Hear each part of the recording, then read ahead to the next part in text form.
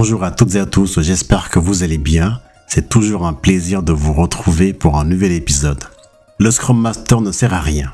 Oui, vous avez bien entendu, et parfois c'est vrai. Quand son rôle se limite à organiser des réunions, parfois sans objectif clair, quand il devient un animateur de cérémonie, ou encore quand il ne sert qu'à apporter des croissants à la rétrospective, on peut légitimement se poser la question de savoir à quoi il sert. Mais ce n'est pas tout.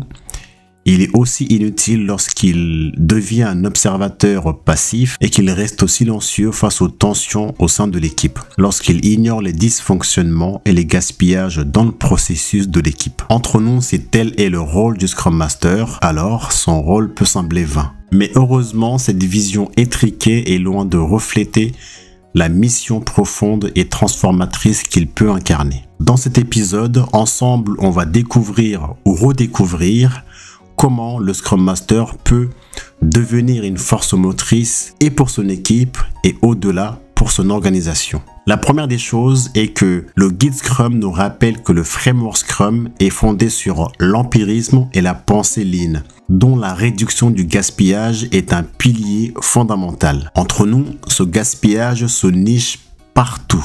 Des attentes interminables, des reworks inutiles ou encore des réunions proliférantes et parfois, voire souvent stériles.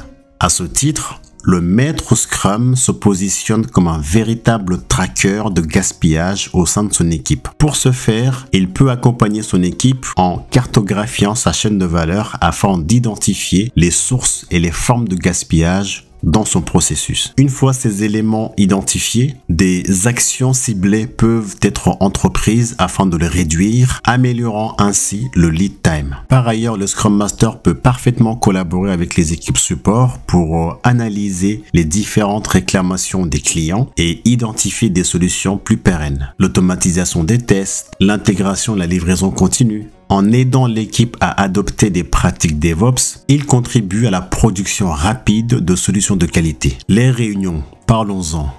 Oui, vous savez, ces réunions où tout le monde est invité sauf la productivité. Mais un Scrum Master avisé peut regrouper les réunions aux objectifs similaires et inviter à instaurer la règle d'or, pas de réunion sans agenda clair et sans livrable attendu. Pourquoi ne pas même initier des rétrospectives sur les réunions elles-mêmes? Vous imaginez une réunion pour décider si les autres réunions valent la peine d'exister.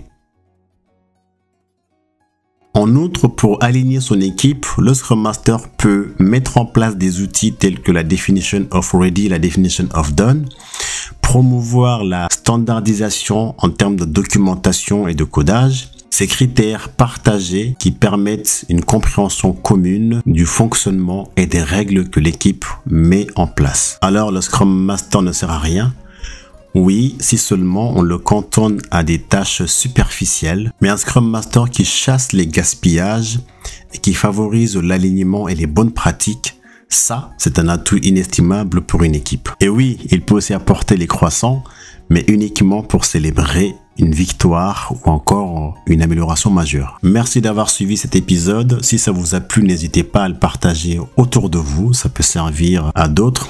On se retrouve au prochain épisode. D'ici là, prenez soin de vous et rappelez-vous de dire que vous aimez à ceux que vous aimez. On ne sait jamais ce que demain nous réserve. À très bientôt.